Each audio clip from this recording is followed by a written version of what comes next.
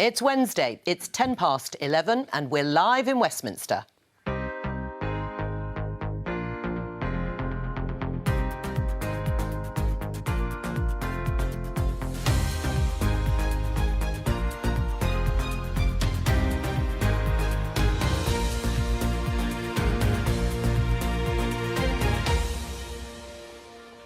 Joining me today, former Universities Minister Sam Gyimah, Labour MP John Mann, The Telegraph's assistant comment editor Cherelle Jacobs, and The Mirror's associate editor Kevin Maguire. So, what's going on today? Stop taxing sin and get on your bike, says Boris Johnson. The Tory leadership frontrunner says it's time to halt the explosion of stealth taxes on unhealthy food and drinks. 10 years after this fatal fire in South London, 2 years since Grenfell. Why do most high-rise blocks in England still not have sprinklers fitted?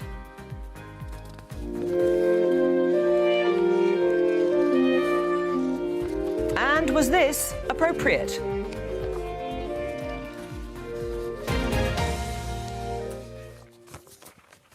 Let's start the show with this. Is it time to halt the explosion of so-called sin taxes? That's what Boris Johnson has called them on things like salt, sugar and alcohol.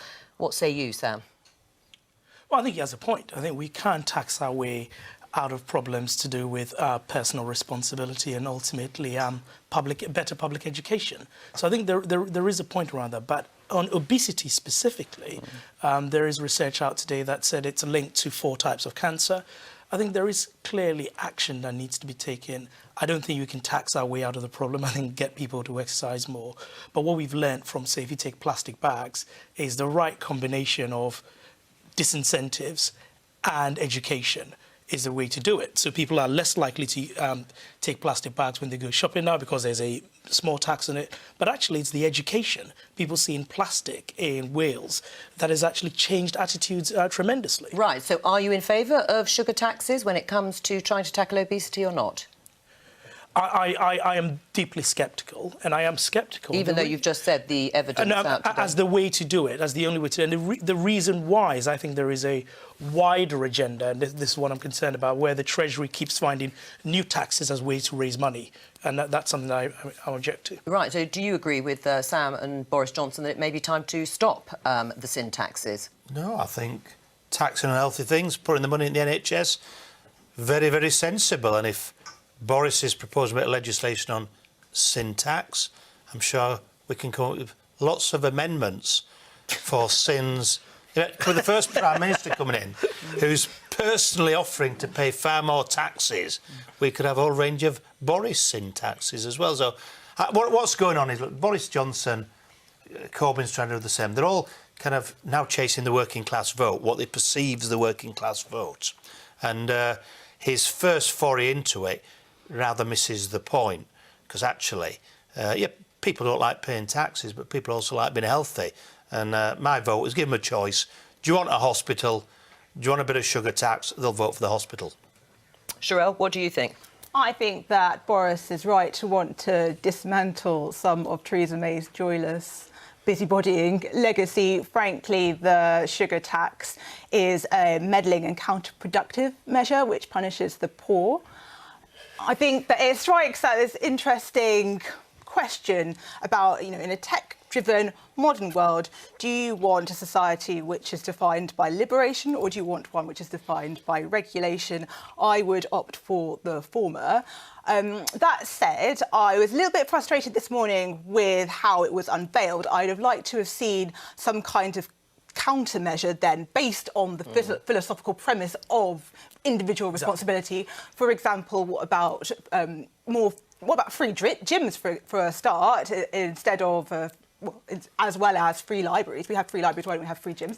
It's just about getting people to take their own responsibility and sort of change their lives for the better, rather than the iron fist of government. So dump sin taxes, including the sugar tax, and cycle your way to being slim. Is that what you think, Kevin? It's not as simple as that, is it? Of course, and with Boris Johnson, he's all over the place. When he was London Mayor, City Hall, he introduced a 10p tax on sugary drinks sold in that City Hall. it's worked, the sugar tax. Iron Brew have halved the amount of sugar in their drinks to avoid the tax. Tastes worse. No. Look, Are you an Iron Brew drinker, obesity then, is a Sam? huge problem. You imagine the problems we would have with tobacco and alcohol consumption if there weren't taxes on them. We can change people's behaviour by regulation. You can do it through education. You could do it through better labelling, traffic lights on foods. But taxes also do work. And if it's going into the NHS, as John Mann suggested, then better still. But maybe Boris Johnson just wants to kill off working-class Britons. Are we going to start taxing carbohydrates? I mean, if you're talking about obesity and dealing with it, you know. So this is where do you stop? And I think there is a problem to be dealt with, but kind of why sugar? Why not carbohydrates? Why not other things that are unhealthy? And who decides all that? Yeah, I think that's a good debate to have. And maybe there are other foods. Milkshakes maybe next for a sugar tax to reduce the amount of sugar in them. But taxes like this work and they save lives, change behaviour, and they will save the NHS a fortune. Right, well, we're going to talk about it more because there has been a response from the Health Secretary, one of Boris Johnson's supporter, and perhaps not what Boris Johnson might have been expecting. Let's listen to this from Philip Hammond, the Chancellor. It would be wrong for a British government to seek to pursue no deal as a policy, and I believe that it will be for the House of Commons, of which I will continue proudly to be a member, to ensure that that doesn't happen. Right, well, that might be his last appearance at the dispatch box in that sense as Chancellor, Sam Gyimah. Do you imagine Philip Hammond voting against a Conservative government to block no deal? I think he's very serious about it. I have spoken to him, and I think he's very serious that if there were measures to block no deal, that he will vote against the government.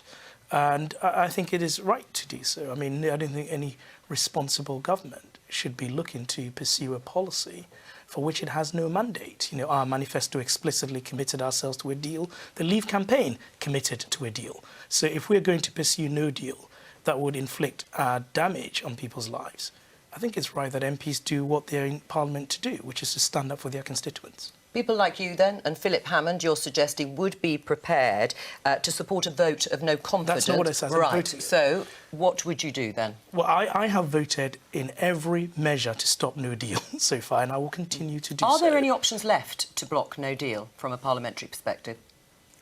I think there will be options. Really? What are they? I mean, we don't You need haven't to discuss found them yet, have you? There will be options in the same way as parliamentary pressure was brought to bear on Theresa May when she was contemplating no deal. We would look to do the same thing, and I think that is the right thing to do. John, are there options still for blocking no deal? Of course there are. What's going to happen is Boris Johnson's going to be elected. He'll come forward. He'll take the deal. Obviously, it won't be the Theresa May deal anymore. He'll add in the backstop proposals, the kind of Malthouse, etc., and he'll put that to Parliament, and he'll get a majority for it. And then he'll go to the EU and he'll say, deal or no deal, and throw it on the EU. It's really obvious what his strategy should be.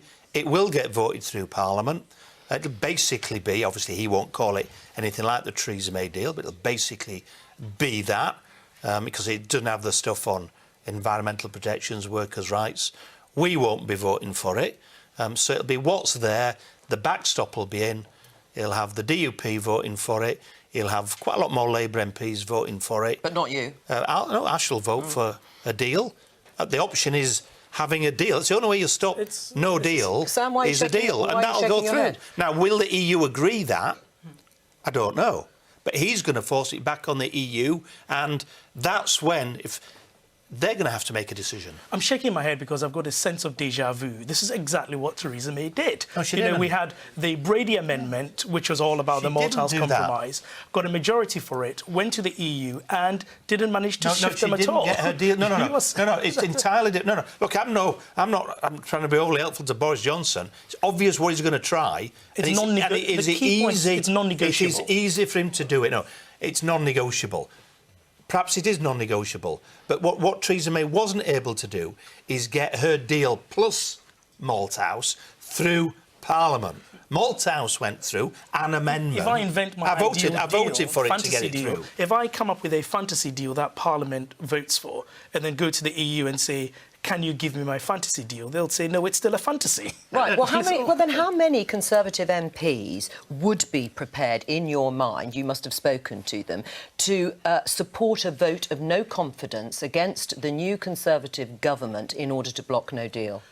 I don't know. I am not going to vote against the government in a vote of no confidence myself. But there is parliamentary pressure that can be brought to bear. There are a number of options, although the time is very limited in order to do so. For example, the estimates then, which came out of nowhere, was an option this week. The Speaker didn't select that. There will be other opportunities. Not lots of options. There are options. You have to agree some kind of deal and try and push that through. There's no other. No, the only other option is to have a referendum. The big thing. I'm against that. That's the only other option. I believe that when Boris Johnson crosses the threshold, if he is the one who wins and becomes Prime Minister, and he is looking at this not in a kind of a debate way, but does he want to be the Prime Minister that takes the UK out without a deal with everything that entails? Would he be able to do it given the parliamentary pressure and pressure outside of Parliament that would exist? Not to talk about the market reaction. The economy is already turning south. I think that he will reflect on it and probably bolt. Do you believe that Boris Johnson will actually follow through on no deal if that ends up being the only option as he sees it? I think that he is willing to do it. I think that he understands that if we can't get a better deal, then the Tories will never be forgiven unless we have Brexit. So the only other option is no deal. You can see that some of the no-deal planning going on, not just in terms of logistics, but in terms of optics. He would have a war-style cabinet and really pitch himself as a Churchillian-style character because he recognises that it will be a national exercise, a patriotic exercise almost. I find it quite frustrating, though, to listen to Sam talk about fantasy Brexit deals, but the fact of the matter is that if you Remainers stood down today, it would make our chances of getting a better deal so much easier, because then the EU would take seriously the chances of a no deal, and they just might take a look at some things which they have not been shifting on up until now. I love it when Brexiters always blame Remainers for everything, right? In Theresa May's cabinet, there were Boris Johnson, Jeremy Hunt, Michael Gove. You know, every Brexit ministry was occupied by a Brexiteer. When they resigned, they were replaced by Brexiteers. The idea that it's somehow Remainers that are standing in the way of our Brexit being delivered is not true. There are something like 28 hardcore Brexiteers who voted against Theresa May's deal every time. Our one bargaining chip is our ability to... It is not... no deal is not a bargaining chip. To undertake no deal if the EU do not grant us concessions. It is not a bargaining chip because we end up in the same place. If we leave without a deal, we end up in exactly the same negotiation the next day because we would need a relationship with the EU. The EU wants a relationship with us. Well, hang on. Let me come to you because we spoke to your colleague Lisa Nandy yesterday, who said if it came to it, it was no deal or revoking Article 50, she would revoke. Caroline Flint, another one of your colleagues, said she would go for no deal. Which would you go for? I don't think it will come to that. Yeah, but what would you do in that situation? I'm not going to vote for revoke, and I would never vote for revoke. And therefore, by default, if nothing's agreed, we'll be leaving without a deal. But there will be. The real question to be posing is, when it comes to it, will those Labour MPs who want to see a deal, who have opposed referendum, if that's the choice at the end, will some of them shift? And the answer is, some of them will. Well, some at the last minute will shift in the same way that I think that there'll be people in the EU who will shift their position at the last minute. And it's because there's actually no such thing as no deal. It's the chaotic leaving while thousands of deals are then put together in the future. Well, let's ask Kevin, you speak to Labour MPs all the time. Do you think the numbers have shifted? Stephen Kinnock, Labour MP, said he would vote if Theresa May's deal or something close to it was brought back, as long as some of those Labour concessions, as he called them, were included. Are the numbers there now to vote that deal through? I think some Labour MPs have been worn down and just want it finished and over, which is probably the feeling in the country as a whole. But I think the bulk of Labour MPs still would like the fight to save to keep Britain in the European Union, and they would like another referendum. But there is a significant number who will vote to go out, but they will vote to go out on a deal if push comes to shove, but they would oppose no deal. But if you look at Parliament itself, I think there is very few people who would want revoke. There's actually not that many really who want no deal. Everybody else is in the middle somewhere. sort of party loyalties come in and fall out. It's very difficult to see a way forward, but I find it very hard to believe that Boris Johnson, who is going to have no one really to negotiate with before the end of October, because the new commission isn't going to be in place. How he's going to magic something up to put to a vote. I think if he does push for no deal, he'll be hoping MPs block it. He'll put himself on the side of the people against Parliament. All right, well, let's go to Strasbourg. Let's go to the European Parliament and talk to Annunziata Rees-Mogg, who is a new Brexit MEP. Annunziata, you and your colleagues were sworn in yesterday. We can show our viewers the pictures of you all turning your backs as Ode to Joy was played, the anthem of the European Union and European Parliament. That was very childish, wasn't it? No. We were told to stand up for a country's national anthem. The EU is not a country.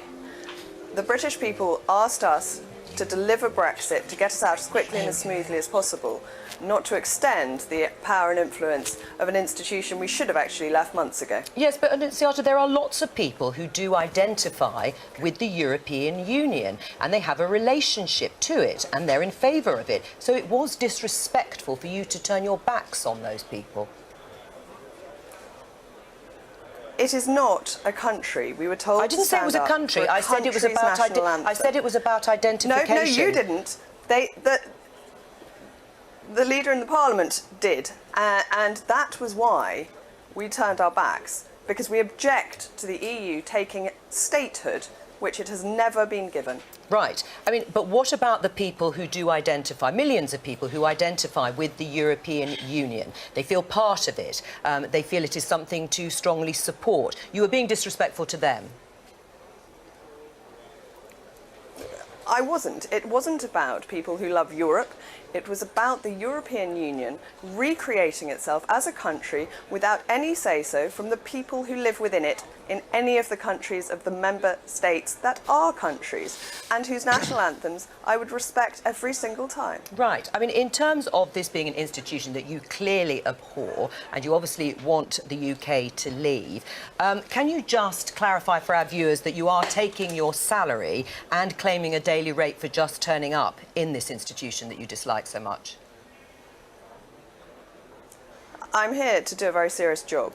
The British people have been betrayed by our politicians and the EU has not listened to the British demands to leave on good terms. We are here to ensure that happens by the 31st of October as smoothly as possible. That's a very big responsibility. And yes, I am here, and of course I'm paid a salary to do a job I'm doing as best as I possibly can. That's outrageous, Annunziata. You're my MEP. I voted to leave the European Union. My constituents voted overwhelmingly to leave, as did the whole of the East Midlands. And you're there taking money from this institution. It's outrageous. You should be saying, I'm not prepared to take a penny. In order to get us out and to make sure... You're a fake out there doing that. Stop taking the money. And as smoothly as possible, which is exactly the mandate the people of the East Midlands gave me and my colleagues. They don't want you to be paid. No deal. My voters, your voters, don't want you to be paid. I'm sure lots of people would like no politicians to be paid. No, unfortunately, no, they don't. They don't want MEPs to be paid. We have to pay for ourselves. And they don't want you to be paid. I think actually the same argument would go quite widely for the numerous MPs in Westminster who've gone against the wishes of their constituents, and I applaud you for sticking with your own to some extent. But I think it is crucial that if you're doing a job, it is recognised financially, but also by making sure our voice is heard. We can't be silent, we can't not turn up, or no one will ever listen to the British point of view. All right, Annunziata, let's get us out as quickly as we can. Let's move on to the appointments that have been made, or rather they're suggested. They've got to be approved, of course. The German Defence Minister is the person who seems to have emerged, Ursula von der Leyen. Will you be voting for her? And this is to be the Commission President, I should say. I think this is an absolutely typical EU horse trading that's gone on to ensure that people with the views that the EU wishes to promote are put in the positions of power. It's a vote in name only from this Parliament in order to give it a veneer of democracy that really isn't there. What do you know about Ursula von der Leyen? Much less than I would have done had it been some of the more high-profile candidates. I will, of course, be doing a lot of research on her. Right. And So- the other positions, the nominees. I will obviously be looking into it seriously. I have voted this morning in our elections here, and I will continue to analyse and reflect on behalf of the British people what the best options are. So what are you going to be doing? What's your sort of strategy, Annunziata, in terms of being a Brexit Party MEP? Will there be more stunts like turning your back when Ode to Joy is played? What can you do to actually get what you're trying to achieve? We can, of course, be on committees. We can vote to the extent that that makes any difference, which is limited here, unfortunately. We can make sure that we make close relationships with people who will be making decisions on the EU's behalf in relation to the future relationship with the United Kingdom after we've left. Who have you got in mind? It at the moment comes down to the leaders of the other nation states, and of course that goes through the council. We will have to see how those relationships can be built, and there will be some compromises that are made, but over trade, not over whether we're under the jurisdiction of the ECJ for an infinite amount of time in a withdrawal agreement from which we can never leave unilaterally. Your fellow Brexit Party MEP, Belinda de Lucy, was on this programme last week and said that we would expect an economic policy programme to be unveiled over the weekend. That was last weekend. So what are your party's main economic policies? I'm standing purely as an MEP, and the party is moving on to form its policies for the Westminster next general election, which might be at any time, and we will be ready for that. The policies we've unveiled so far, of course, include the not paying the £39 billion to the EU in order to be allowed to leave. Legally speaking, the House of Lords has confirmed we have no obligation to pay that, and as a party we would not. We would reduce our spending on foreign aid, mainly because so much of it is wasted. The Foreign Office often, the department often scrabbles round to find places to spend the money. We have got to be a humanitarian country and provide aid where it's needed. But a lot of wastage does go on. All right, Annunziata Rees-Mogg in Strasbourg. We would also scrap HS2, which is... All right. Well, thank you very much for setting out some of your policies. That's Annunziata Rees-Mogg, Brexit Party MEP, sworn in yesterday. We're going to stick with what was going on in the European Parliament. And Sam, particularly, Jima, we're going to show you pictures of some Liberal Democrats in the European Parliament yesterday. They have got an obscenity on them, or profanity, I should say. So if you're offended, turn away now. We don't have to repeat it. Do you think, though, they also have been accused of stunts in terms of their views on Brexit? How does that help your cause? Well, I think in both instances, it's incredibly childish and puerile. I think someone said when they saw the gaggle of Liberal Democrat MEPs that it is a hen party that ended up in the wrong place. And it sounded quite true, but I think it's puerile. We're a serious country. We are in the middle of some of the most important negotiations in our country's history, and we've got to act seriously. And we need the goodwill of the EU because however Brexit is resolved, we're going to have a relationship with the EU. And I think our politics is getting to a point where to make a point, you've got to be absurd. And I think that is really bad for politics. We've got to be able to have reasoned, proper debate. That's what the British people deserve. But it did catch people's attention, didn't it? And without repeating the word as such, it's a pretty clear message. John Burke would have thrown them all out. And, you know, if they ran that place properly, they'd have thrown them all out. You know, these people, these Brexit MPs taking the money. I mean, it's outrageous. Policy number one, if they had any integrity, we're not taking any money. Yeah, they'll go out there and argue and say we shouldn't be here. That would be rational. But don't take the money. You know, I believe Mr Farage, he wants his pension as well. No. Don't take the money. But what about the Liberal Democrats? What about the Liberal Democrats and their stunt in Parliament? What about the Liberal Democrats? I mean, you know, put a proper shirt on, do a proper job. And John Burke would have slung them out and would have waved goodbye to them as they went. All right, I'm going to say goodbye to both of you. Thank you very much for coming on the show. What do you think? You know, all publicity isn't good publicity, so it did catch attention. But in some ways, I thought it was worse by the Liberal Democrats because they want to stay in Europe and they want to engage, and they do that silly stunt. You kind of expect that now from the Brexit Party. They've never engaged. I don't object to them taking their salaries. I wouldn't expect them to turn their backs on them any more than the SNP come to the Westminster Parliament, take their salaries and allowances, but they want to be out. But it was rude, it was puerile, they did look bad, and unfortunately it's rather telling because you see the poor attendance records of people like Nigel Farage, who would never turn up to the Fisheries Committee, but that would then complain about fishing policy. Well, what were you doing about it? You weren't doing anything about it, and it gave a bad impression of Britain. It just looked like we were a bunch of rude morons. Right. Politics of the absurd. I think it's a reminder of the grotesque pageantry of us still being in the EU 3 years later, and it's a reminder of why we need to leave. I mean, you can criticise it for being a stunt as well on the part of the Brexit Party and part of the Remainers. But at the end of the day, we need to move forward. The only solution is to leave the EU. Let's introduce our new guests, Sarah Jones, Shadow Housing Minister for Labour, and Lucy Fraser, Solicitor General. Welcome to both of you.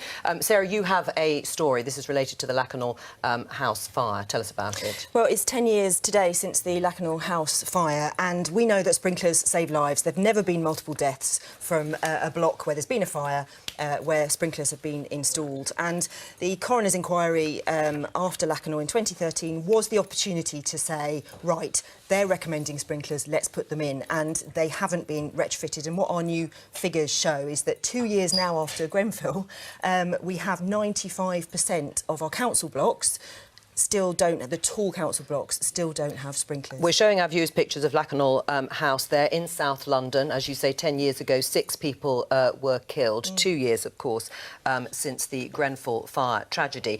Why do you think, then, that Dame Judith Hackett, who carried out an independent review of building regulations and fire safety in the light of Grenfell, didn't recommend sprinklers to be fitted to every building? Well, the government are looking at approved document B, and that's what everybody has agreed we need to look at, which is the context within which some of these systems and processes are put in place. So what do we need to do about fire doors, exits, sprinklers? The Lakanal inquiry said, yes, we should have sprinklers. The fire brigade say, yes, we should have sprinklers. The architects, the insurers, pretty much everybody says that we should have sprinklers. There's absolute concrete evidence that it saves lives. And I think the answer is that the problem that we face is the government just haven't done the things they should have done post-Grenfell to really learn those lessons and stop this happening again, because it will keep happening. Why haven't sprinklers been fitted? Why isn't there a recommendation and legislation in place to do that? Well, as Sarah rightly identified, the government is looking at this issue and keeps an open mind on it. Can I just mention, though, the government did spend £600 million in relation to fixing claddings. It takes the issue very seriously. But why not the sprinklers? That was 10 years ago. Lakanal fire was 10 years ago, and the wealth of evidence says that it would save lives in the future if all those buildings were retrofitted with sprinklers. So, as I mentioned, the government has got an open mind on this, is looking at this issue. The question, to retrofit sprinklers would cost multi-billion pounds. Not multi-billion. So the question, it would cost. So the question is, millions. It would. How much would it cost? It would. Well, we've said we need a fund of about £1 billion to look at sprinklers, but also fire doors. There's everywhere. But would that £1 billion cover all of that? Absolutely. Well, on the information that I have, the government thinks that it would cost in the billions of pounds. So the question is, where do we source that money from? Also, how do we get the suppliers to fit? There's a limited number of suppliers, so what's the time frame for doing this? Do we have enough suppliers who would be able to retrofit this number of sprinklers? But the government does take this issue very seriously. At the moment, they say no, they do, and I hear what you're saying, and it's great if they would look at it. But suppliers is obviously an issue you overcome once you make the decision that you're going to retrofit the sprinklers. Let's agree to do the right thing, and then let's find the suppliers, of which there are many, and I'm sure they can be found and a process can be put in place for it to be done. But the key point is we will save lives, and the government have known this for 10 years and nothing has been done. Are you still in a position then of thinking it might be too expensive? So we have an open mind about this very important issue. But what's going to convince you? What's going to convince you, Lucy, if questions. there's been this inquiry and we've had the evidence that Sarah has laid out in terms of chief fire officers and the review in Lakanal House, despite what Dame Judith Hackett said in the light of Grenfell, what is it you are waiting to hear in order to convince you about whether it's worthwhile? Well, the government are looking at it, but we need to know exactly how much it will cost, whether there is the mechanisms to put it in place. And as Sarah mentioned, there's a whole host of issues around this issue to make properties more safe. And just to reiterate, we did spend £600 million in relation to the cladding, taking that issue very, very seriously. May I ask why you think it's right to spend money installing sprinklers in Parliament, where you work, I work, we work, but not in flats where people live? Well, it's absolutely right that we take measures, and the government is looking at the issue and will, I'm sure, make recommendations. But looking in due doesn't fit course. sprinklers and save people's lives. Actually installing the sprinklers saves people's lives. There's a number of measures that obviously government can take in a whole raft of areas where we can further protect the public, and the government is looking very closely at Is this it as issue. simple as just putting sprinklers in? Would that be enough on its own to prevent another Grenfell, another Lakanal? Well, it's also about cladding as well. I think it's quite. And it's interesting. Conservatives have such a dysfunctional attitude to regulation on property now. They seem incapable of regulating in terms of basic safety, but in the same vein, they over-regulate in terms of what can be built and where, which then in turn increases demand for housing. It makes the housing shortage worse, which means that landlords can act as they please. I actually, as a free marketeer, believe that if you deregulate, it means more housing, better housing. Then you have the sort of invisible hand of the market, about better? and not just sort of the incapable iron fist of the government regulating to ensure that homes are affordable and also safe. I quite like the iron fist of the government installing sprinklers. There are not capable of doing. There are a lot of new schools being built without sprinklers. Yes, It's kind of crazy. Don't talk over each other. Just one time. Go on, Sarah. The key point here is if you build a new tower block, you have to put sprinklers in. And the new tower blocks tend to be privately owned. The existing tower blocks tend to be social housing. You have a disparity here. You have a two-tier system, whereas if you're in a new block, you deserve sprinklers. If you're in an old block, you don't. And that's fundamentally wrong. But also, we're going to end up with another fire like Grenfell if we don't act. Right. I mean, Boris Johnson and Jeremy Hunt, but Boris Johnson today has made a whole raft of announcements. Should a Boris Johnson government take this on and change the legislation? Well, as I mentioned, this is something the government is looking at. Yeah, but this would be a new government. Well, I'm in favour of evidence-based policy, looking at the evidence and then making decisions on the basis of the evidence. The government is looking at it. As Sarah mentioned, the review that was coming up. But you're backing Boris Johnson. I am backing this is a Boris Johnson. chance. This is a chance to actually bear some influence on this. What would you like him to do on it?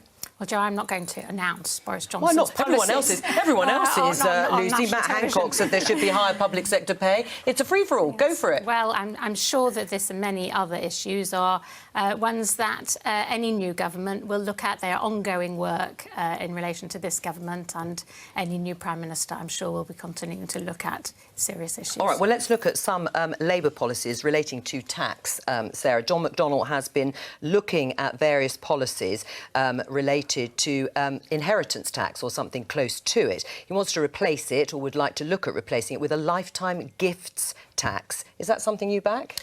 Well, firstly, just to be clear, there was a report that was commissioned by George Monbiot, which is where this has come from and what has got all the coverage. Now, George is a very interesting person, come up with a lot of interesting ideas, which we'll look at, but they're not Labour policy at this point on any level. And I know that there's been lots of articles written about all of these, various different taxes that were suggested in that document, as if they're Labour policy. They're not. So Right. we should look at things, of course we should, but the principle that we're coming from is there is a disparity in terms of inequalities across the country. What can we do about those things? How can we use the tax what system? about the lifetime gifts tax? Parents could leave up to £125,000 to their kids tax-free. Beyond that, they would have to pay tax at income tax rates. Yeah. That sounds like a policy Labour could It's not take our on policy. board. It's not our policy. Should it's it be something your interesting. policy? I think we need to look at all of these things. So my brief, housing, we need to look at what should we do with some of the council tax. How do we make these things more progressive, fairer. I think all of these things are worth looking at. The nature of... What are you scared? You sound like you're scared to sort of engage on this. It is one of the things that John McDonnell said, we are seriously consulting on it. Do you, Sarah, preparing for a general election that you want, think this would be a radical policy or not as part of your manifesto? Well, I look to my constituents and I would say that a lot of them are in their homes because they are hoping that they will pass the benefits of the value of that home onto their family. That is a very important thing to think about. I'm not saying we shouldn't change the system, but what I'm not going to do is say we should change it from X to Y, because that would set hairs running and would be very unhelpful indeed. But what I am saying is we have to understand where people are coming from. We have to understand that the tax system isn't fair at the moment. We have to understand that you know, basic income tax is actually the kind of fairest and easiest way to get money out of systems. And what do we do with the But do you agree? People would say 125,000 tax tax-free as a gift is a lot of money, isn't it? It is, yeah, and So why wouldn't Labour take that on? Well, they might do, and John McDonnell might look at this and he might decide to do something about it. It's not my policy brief, and we haven't got that policy at the moment. Kevin?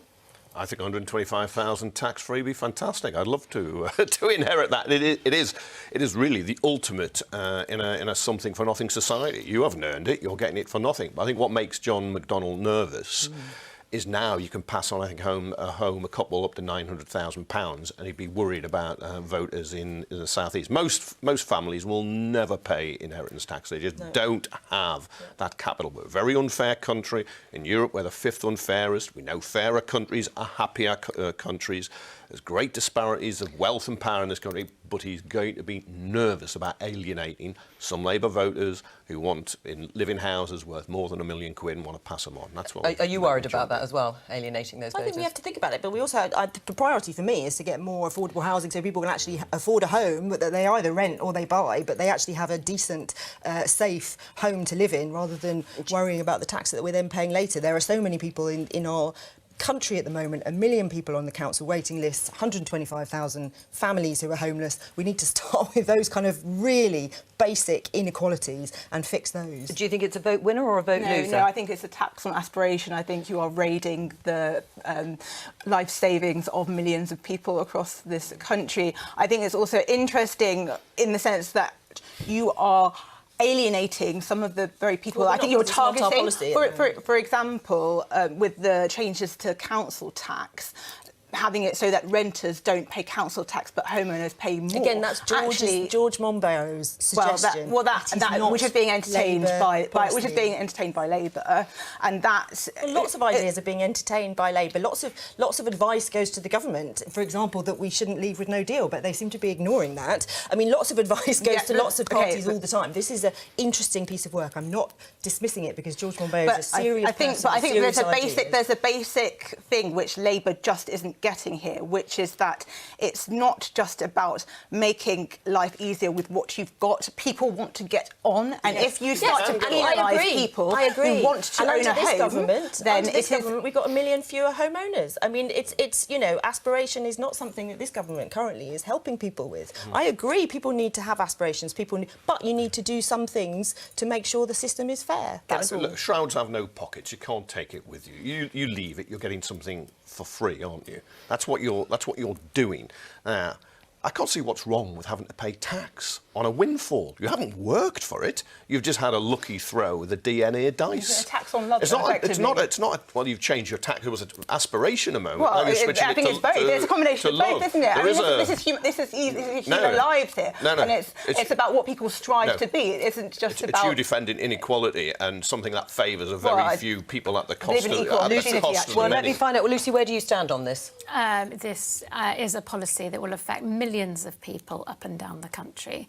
People who've saved, worked hard, thought that they were going to pass something on to their loved ones. I mean, what happens to a family where the parents have died and the kids are in the home and they can't afford it? They can't stay in the home that their family thought they were safe. I think this is, as you said, a tax on aspiration, on saving, on looking after yourself, on responsibility, on home ownership. I think this is an extremely radical policy.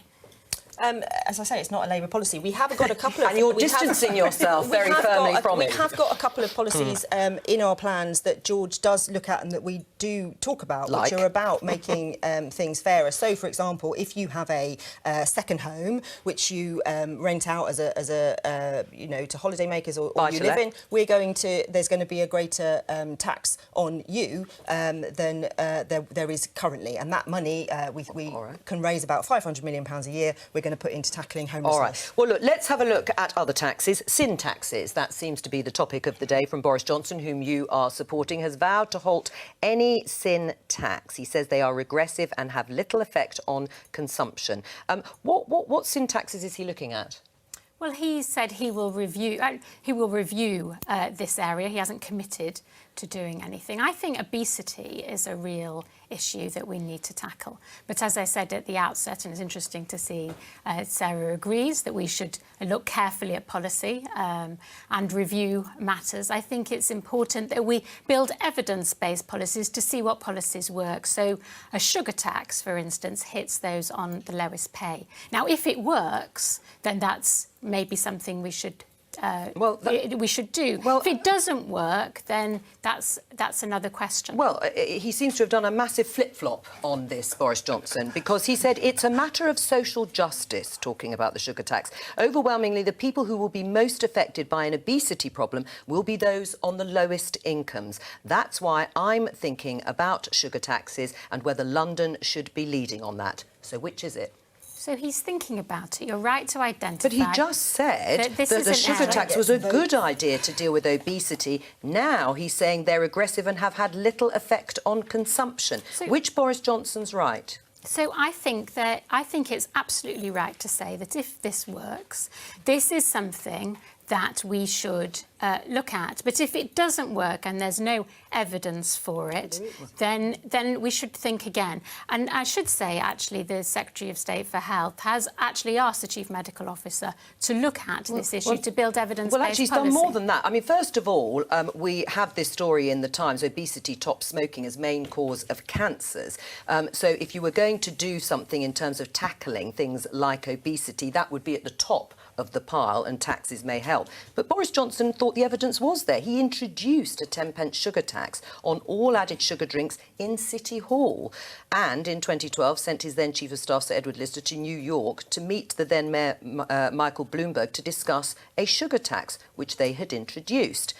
And actually, the Secretary of State for Health, Matt Hancock, who is supporting Boris Johnson, has slapped him down because he says the evidence is there. The sugar tax has resulted in the equivalent of removing 45 million kilograms of sugar every year. It works. So I spoke to Matt Hancock, who, as you say, is the Secretary of State to Health, and he reiterated to me that this is a matter that the Department of Health are already looking at. It is important to review it. The Chief Medical Officer is reviewing it. And what we need to do is, if this works, absolutely we need to bring obesity down. It's a top killer. We need to keep our children safe. But we need to see on evidence what works and what doesn't work. But we've just had this from the Health Department, from the Secretary of State for Health, and this has come out in response to the sin tax halt that Boris Johnson seems to be calling for, and it completely contradicts it. It says the evidence is there. Our policies on obesity and public health have always been guided by evidence and will continue to be in the future. Which is why the Department of Health are still looking at this issue, and as the Secretary of State mentioned to me, the Chief Medical Officer is looking at it. Is he happy about the idea of halting the sugar tax? Matt Hancock, you've spoken to him. Well, this is an issue which I think we should all agree is an important one. Yeah, but what did he say to you? Is he happy with the idea of being part of a government, if it's Boris Johnson that becomes Prime Minister, that could stop sugar tax? I think it's consistent that the Department of Health are looking at this issue, and Boris Johnson has said that this is a matter that needs to be looked into. Sarah? Well, I mean, it's ridiculous. We know that the amount of sugar in drinks has kind of halved since this was brought in. If you don't put the sugar in, you don't pay the tax. It's an incentive. It's part of a massive package of other things you need to be doing, of course. But it's very sensible. But this is Boris. Boris and Jeremy have spent £100 billion already on their campaign in terms of all of the things they're going to do. There's something for everyone, and this is something for the big business. And you read the Times, and they tell you about Boris's connections to this particular industry. And, you know, the whole thing is just trying to please 100,000 Conservative voters to vote for him. But it's all pie in the sky. You know, we're really in the matrix. No one in Parliament is going to vote to get rid of the sugar tax. No one in Parliament is going to vote to cut taxes for the very richest. No one in Parliament is going to accept no-deal Brexit. You know, all of these things are just made up pie in the sky in the matrix. Boris and Jeremy having a kind of off-the-planet conversation. Do you think that's true, that this is the time when you can put forward whatever you like because it's the Tory leadership contest? It doesn't matter, or will it come back to haunt them? I think it will, and I think that it's an opportunity for the Conservative Party to really think about how they win an election and how they, in a post-Brexit world, win an election. They need to get into marginals in the North and the Midlands and in Wales, and that involves creating a vision of the future which appeals to aspiring working class people as well as the traditional Tory heartlands in the shires and home counties and whatever.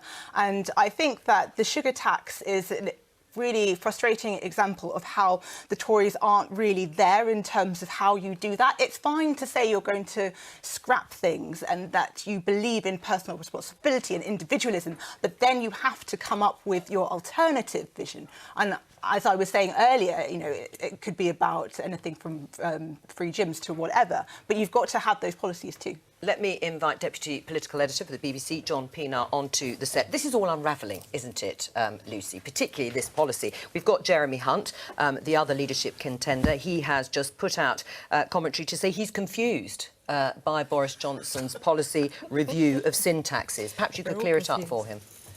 I think it's very simple. Boris Jeremy Johnson Hunt totally confused, he says. Well, I'm not going to comment on various leadership contenders saying things about another leadership contender, but I think it's very clear that Boris Johnson has said that we should look at this. Right, I mean, John Pienaar, there is a problem here, isn't there, for Boris Johnson, because a few years ago he said it was a matter of social justice, and to tackle the obesity problem we need to look at sugar taxes, and then in fact he brought one in City Hall, and now he's going to have a policy review on sugar taxes which he says are regressive and have little effect on consumption. So which is it? I don't know why Jeremy Hunt is confused. Confusion is the new normal.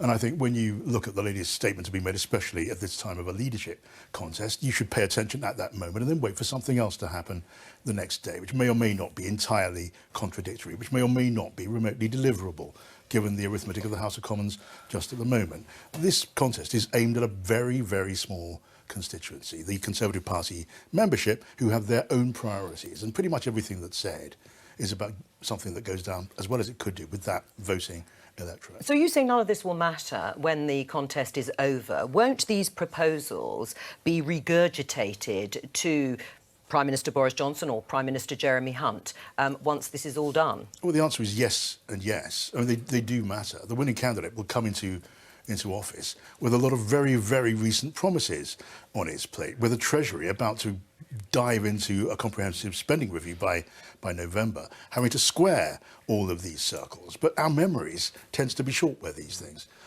go, and what seems to be a compelling argument now, suddenly in its own context, a little later on down the road, is looked at rather differently. As I say, there's a new normal for so many things now. Can I just come in on that point in relation to what are the people and the people that the leaders are talking to? I mean, I listened to Boris Johnson's interview with Laura Kuenssberg, and the things that he talked about in that interview, which was one of his first interviews, about what his priorities were exactly the same priorities that I have been campaigning for in my constituency for 4 years.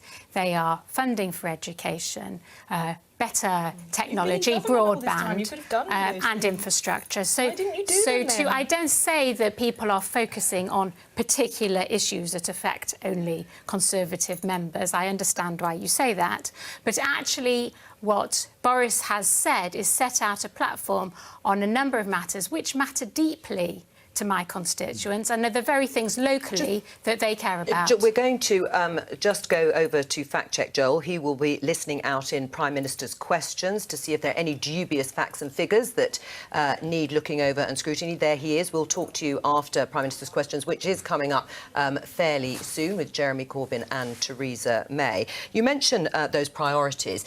Is Boris Johnson pledging enough to education? So I have campaigned, as I said, for over 4 years on education. Cambridgeshire, my constituency, has been historically underfunded. We did get more money.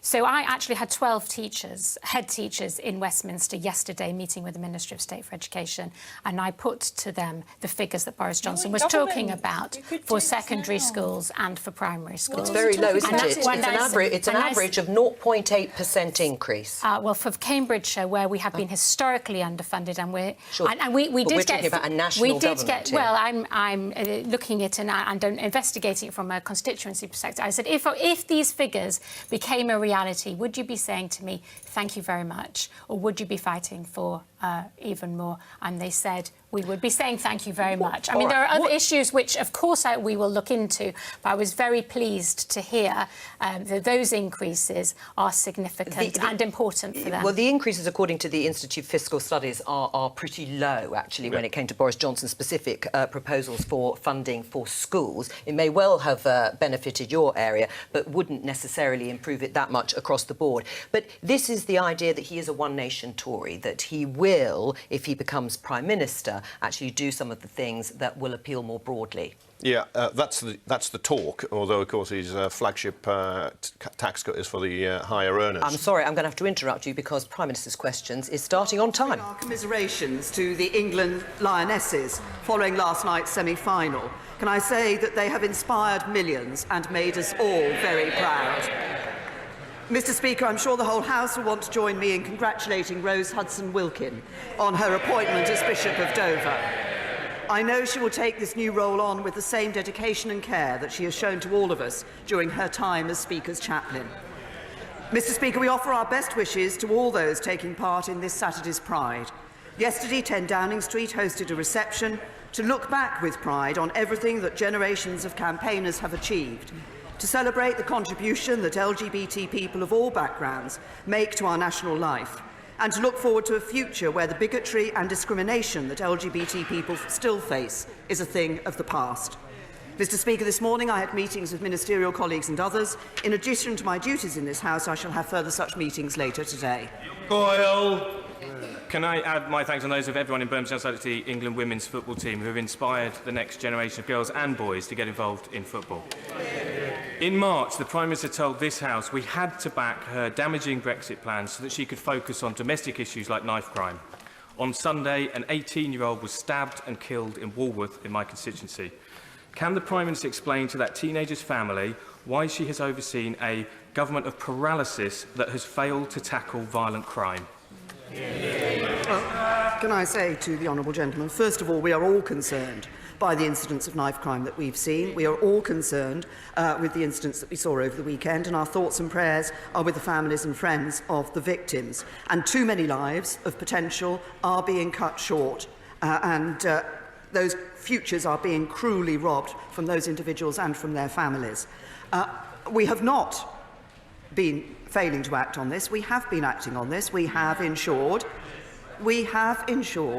that we are working across the board, because it takes all of society to work on this issue. It isn't just an issue about policing. We've made more powers available to police. Well, some Labour members say it is just an issue about policing. No, we need to ensure that young people do not carry knives. We need to ensure that young people are taken away from a route into crime. That means dealing with drugs. It means dealing with gangs. We have provided more funding to police. We've provided extra powers to police, and sadly the Labour Party voted against that. Hugo Swire. What message does the Prime Minister have for the people of Hong Kong at this difficult time? Well, can I thank my right honourable friend for raising this issue? I'm been shocked, as I'm sure members across the House have been, to see the scenes from Hong Kong on Monday and the use of violence at the Legislative Council. The vast majority of the hundreds of thousands who marched did so peacefully and lawfully. And I think this week's anniversary of the handover of Hong Kong is a reminder of the importance of the rights and freedoms enshrined in the Joint Declaration. And it's vital that Hong Kong's high degree of autonomy and the rights and freedoms set down in the Sino-British Joint Declaration are respected. I have raised my concerns directly with Chinese leaders, as has my right honourable friend, the Foreign Secretary, and other ministers, and we will continue to do so. Jeremy Corbyn. Thank you, Mr. Speaker. I'm sure the whole House will want to express their condolences to the families of those rail workers who were hit and killed by a train this morning in Port Talbot. There will obviously have to be a full investigation into this, but our thoughts must be with the families and friends of those that were killed and injured. I'd like to join the Prime Minister and others in congratulating Reverend Rose Hudson Wilkin on becoming Bishop of Dover. She's been absolutely brilliant as chaplain to the House, but she was also brilliant when she was a parish priest in Hackney. She shows such empathy for people. I think we must wish her well on her way, and I'm sure she's going to do really well. I'd also like to congratulate the England women's football team on their successful journey as far as the semi-finals, and wish the men's cricket team well in their current match against New Zealand, which I understand is 134-1 at the moment. And Pride this weekend is a source of great enjoyment, and you think of all those that suffered in the past to try and defeat homophobia in our society, and will be enjoying the joy of the streets of London this weekend. Mr. Speaker, the Chancellor says that a no-deal Brexit would cause a £90 billion hit to the public finances. The former Foreign Secretary says concerns about no deal are confected hysteria. Who does the Prime Minister think is right? Well, first of all, can I say to the Right Honourable Gentleman, I share the remarks that he made in relation to the incident in Port Talbot. Secondly, can I say to him, the figure that was quoted was actually publicly available at the time. It was a figure that appeared in the government's economic analysis in relation to these matters. But can I also say to the Right Honourable Gentleman that if he is worried about no deal, I have done everything I can to ensure we leave the EU with a deal. I can look workers in the eye and tell them I voted to leave with a deal that protects jobs. The Right Honourable Gentleman can't do that because he's voted 3 times for no deal. Mr. Speaker, the Prime Minister should be aware that her deal was rejected 3 times by the House. And when something's been rejected 3 times, you might think about an alternative method of doing things. A confidential Cabinet note apparently says that the government is not properly prepared for no deal, and NHS trusts have warned that it will pose a major risk to NHS services. And, Mr. Speaker, Make UK, representing UK manufacturers, recently said there's a direct link between politicians talking up the prospect of no deal and British firms losing customers overseas and people losing their jobs. Are Make UK guilty of confected hysteria, or is it speaking up for its members and its very legitimate concerns right across the manufacturing sector? I think what business organisation after business organisation showed earlier this year is that they wanted people in this House of Commons to vote for the deal so we could leave with a deal. Corbyn! Well, Mr. Speaker, she couldn't get her own party to support it. The opposition parties didn't support it either. And, Mr. Speaker, as the danger of no deal ever looms, JLR, Ford, Nissan, Toyota and BMW have all said that no deal would threaten their continued presence in the UK. The Society of Motor Manufacturers and Traders have said leaving the EU without a deal would trigger the most seismic shift in trading conditions ever experienced. And, Mr. Speaker, within the last week, Vauxhall has said that their decision to produce the new Astra at Ellesmere Port will be conditional on the final terms of the UK's exit from the EU. So what can the Prime Minister say to workers at Ellesmere Port and elsewhere? And order. The Right Honourable Gentleman will not be shouted down under any circumstances whatsoever.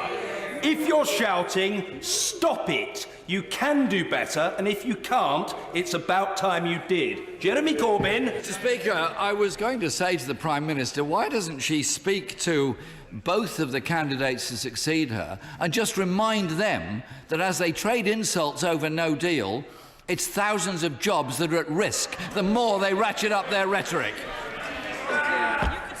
The right honourable gentleman was saying, what would I say to workers at Ellesmere Port? I'll tell him what I'd say to workers at Ellesmere Port. I and the vast majority of Conservative members in this House voted to protect their jobs. The Labour Party whipped 3 times against a deal. The Labour Party whipped 3 times for no deal. The threat to those Ellesmere Port jobs is from the Labour Party. Mr. Speaker, on! You're very overexcitable. Calm yourself. Jeremy Corbyn. This party is about protecting jobs and living standards in this country, not crashing out without a deal.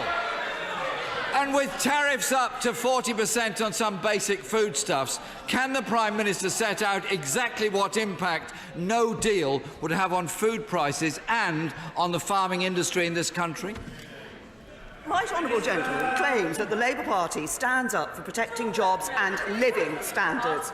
It has not only voted 3 times for no deal, therefore putting jobs under threat, it has also consistently on a number of occasions, it has voted against the very tax cuts that help people to maintain their living standards. We'll take no lectures from the Labour Party on protecting people's jobs and living standards. As I recall it, Mr. Speaker, it was this party that put a motion forward to take no deal off the table. The managing director of Birdseye says no deal would add 20% to some foodstuffs instantaneously, and that the NFU say no deal would be very damaging to British farming. Both of the candidates that succeed her have claimed they will renegotiate the backstop. So can she confirm that Section 12 of the EU Council decision to extend Article 50 ruled out reopening the withdrawal agreement and therefore the backstop?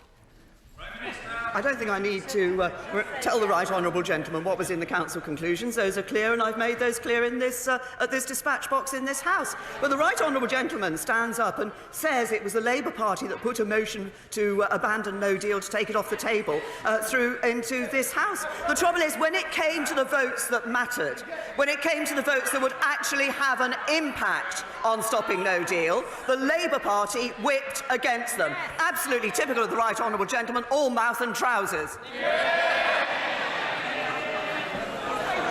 We made it very clear, Mr. Speaker, what the danger of no deal is, and we will do everything to prevent a no deal exit because we know the damage it will do to jobs and living standards in this country. Mr. Speaker, this government has comprehensively failed on Brexit. Jobs at risk, inward investment has fallen off a cliff, and manufacturing at a 6-year low. No deal threatens to crash the economy. The government itself says no deal would cut growth by 10%. Yet we have 2 leadership candidates who are threatening no deal and indeed competing with each other on the rhetoric of no deal. This government, Mr. Speaker, is now an irrelevance. The two candidates to succeed her have only got fantasy plans. Since she and her successors have no answers, doesn't the Prime Minister accept the best thing to do would be to go back to the people and let them decide which way we go?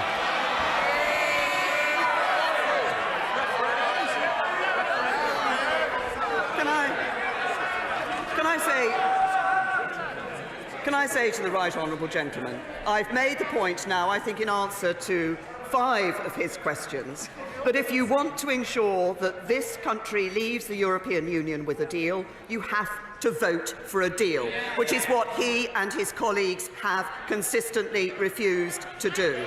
But there's another question for the Labour Party on this. With all this talk about no deal, the question really is, where does the Labour Party stand on Brexit? The Shadow Brexit Secretary doesn't support Brexit. The Shadow Foreign Secretary doesn't support Brexit. The Shadow Chancellor doesn't support Brexit. The Labour Deputy Leader doesn't support Brexit. Labour want to block Brexit, and that would be a betrayal of the many by the few.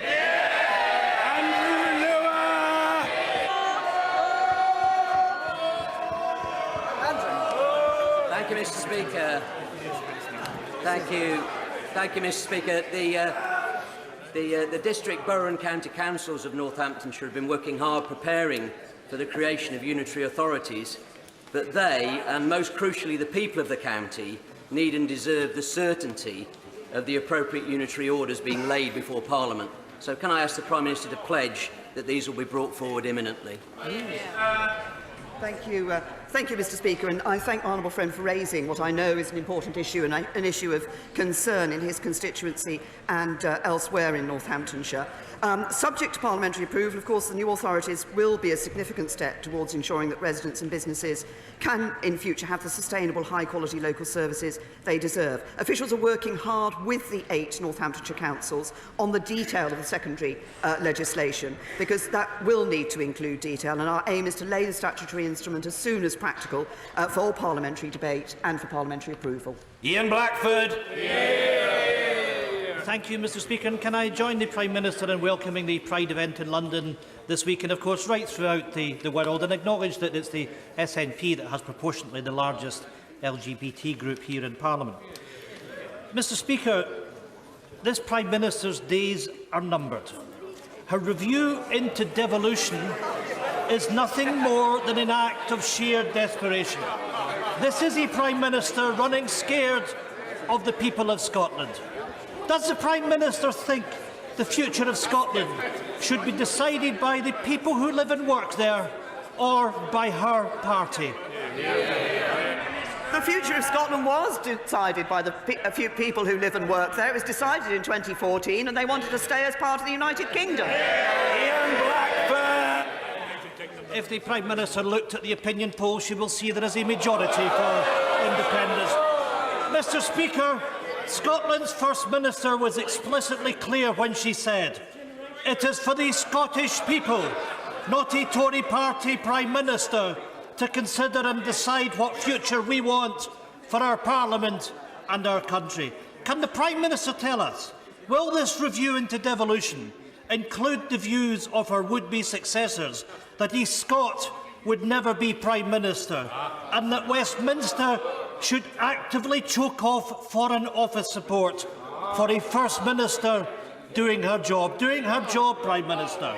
This review is a farce. The real legacy of this Prime Minister is shutting down Scotland and ignoring the will of the Scottish Parliament. Mr. Speaker, the Tories have never supported devolution, and it's clear they never will.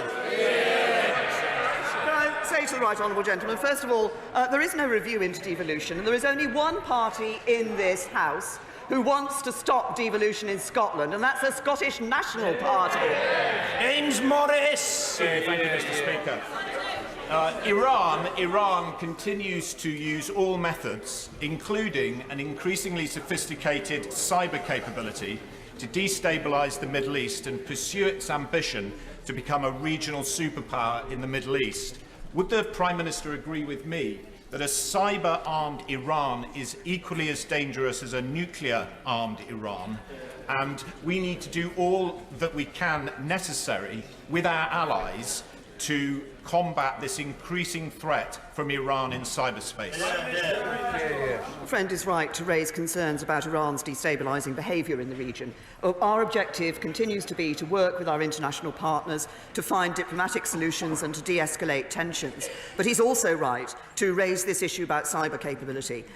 We have a dedicated capability to act in cyberspace through our National Offensive Cyber Programme. And last year, we offered our offensive cyber capabilities in support of NATO operations. He talks about working with others. We were the first nation to do that, and we'll continue to ensure that we have effective offensive cyber capabilities which can be deployed at a time and place of our choosing across the full range of international threats. Blomfield. Thank you, Mr. Speaker. The Prime Minister hopes that net zero emissions by 2050 will be part of her legacy, although many of us would hope that we'd achieve that objective sooner. But it needs policies to match that ambition. Developing onshore wind farms will help us tackle the climate crisis and reduce prices for consumers. It has overwhelming public support. So does she agree that now is the time to scrap the barriers which have seen new installations fall to the lowest level since 2011, restore subsidies for wind farms and allow them to compete in the contracts for difference auctions? Well, first of all, can I say to the honourable gentleman that the Committee on Climate Change was clear that 2050 was the right target date for net zero emissions. And can I also say to him there's no ban on onshore wind. What happened in 2015 was that local communities were given more say on onshore wind applications in their areas. Onshore wind has successfully exceeded its expected contribution to our 2020 renewable energy target, but at the same time we're backing offshore wind through a new sector deal, maintaining the UK as the largest market in Europe over the next decade. For Oliver Hill. The Prime Minister has shown a strong commitment over many years to tackling domestic violence and abuse. Her measures introduced in 2012, 2014 and 2015, the groundbreaking strategy of 2016 on ending violence against women and girls, these have worked and reduced violence towards women. But will she tell us a little more about the bill which is about to come in, the domestic abuse bill, and what her hopes are for that, and how she feels that that will continue to help victims of this crime? Well, can I first of all thank my right honourable friend for the work that he has done on this important issue. He, like me, and I'm sure everyone across the House, are absolutely clear that domestic abuse has no place in our country. That's why I have set out plans to end the postcode lottery of support for survivors of domestic abuse.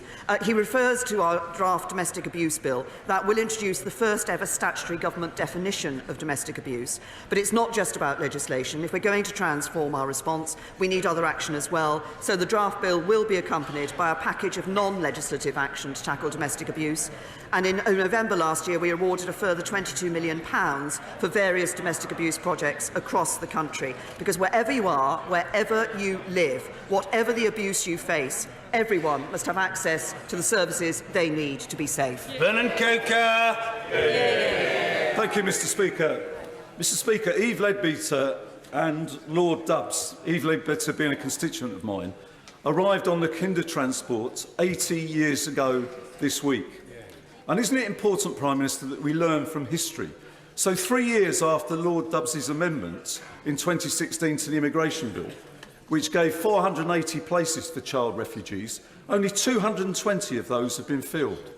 Isn't it important to the thousands upon thousands of child refugees that are in camps across Europe and indeed in the Middle East, that we honour their pledge and we allow 1,000 child refugees to come into our country each year for the next 10 years, so that we turn rhetoric and crying and care and compassion for those child refugees, we turn that into public policy which actually meets their needs and does something about their suffering.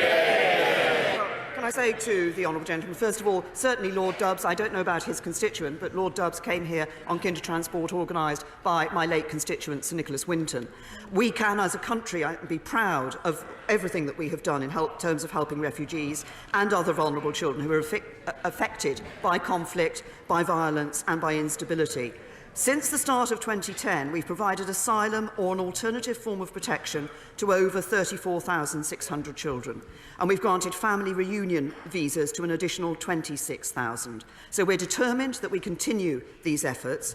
We've introduced a new form of leave that is exclusively for children brought to the UK from the Calais camp, so they can continue to rebuild their lives with families in the UK. And that Calais leave will grant those who qualify the right to study, work, access public funds and healthcare, and apply for settlement after 10 years. We have a proud record of helping refugees, and we will continue with that proud record. Andrea Leadsom. Mr. Speaker, can I thank my right honourable friend for the opportunity as Leader of the Commons to chair an interministerial group looking at giving every baby the best start in life. There was some excellent work done by my ministerial colleagues and a number of recommendations made, including that the government should establish a first 1,001 days vision for what best practice looks like. Can I ask the Prime Minister what progress has been made in addressing those recommendations? First of all, can I say to my right honourable friend, I'd like to thank her for the work she did as Leader of the House and for her work on the interministerial group looking at this issue. But beyond that, actually, this issue of early years is a cause that she has championed for some considerable time, both before and since she came into this House. And I'm proud that over 850,000 disadvantaged 2-year-olds have benefited from the free early education places we introduced in 2013. Our Social Mobility Action Plan does set out a clear and ambitious plan for the early years, closing the word gap at age 5. We want to make sure that where a child gets to in life depends on their individual talents, not on their background, and we will continue to work with my right honourable friend and others on We will continue to work with my right honourable friend and others who rightly put a high value on the importance of these early days in a child's life. Matt Weston. Thank you, Mr. Speaker.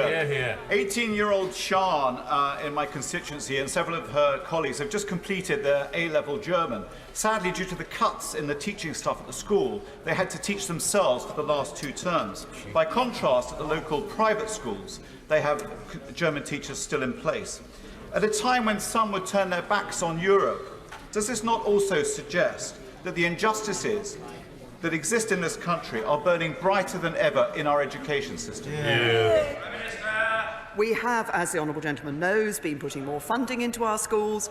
We have been ensuring that we are making that funding and the distribution of that funding fairer across the country. As I've just said in response to my right honourable friend, I want to ensure that every young person can get as far as in life as their talents and their hard work will take them. George Eustace. As long ago as 1875, this country became the first country in the world to require stunning of animals prior to slaughter. And yet the latest evidence from the Food Standards Agency is that last year 25% of all sheep slaughtered were unstunned, making use of a religious derogation. Religious slaughter is a contentious issue. It's a matter of personal conscience and also a matter of religious conviction for many. Does my right honourable friend agree with me that this should become a free vote issue on the floor of this House? I understand that my honourable friend actually had an adjournment debate yesterday on this particular issue. It does raise, obviously, a number of emotions and concerns across the House of various sorts in relation to this particular issue.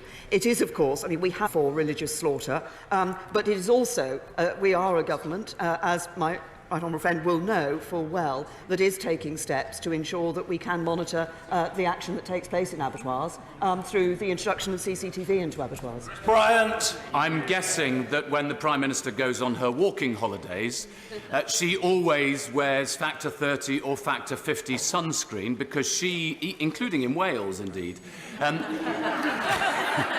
because she knows full well that 90% of skin cancer is caused by harmful exposure to the sun. We give free sunscreen to our armed forces, quite rightly. Isn't it time that we now gave free sunscreen to our police officers when they're on duty, especially those standing outside this palace in the blazing sun for many hours?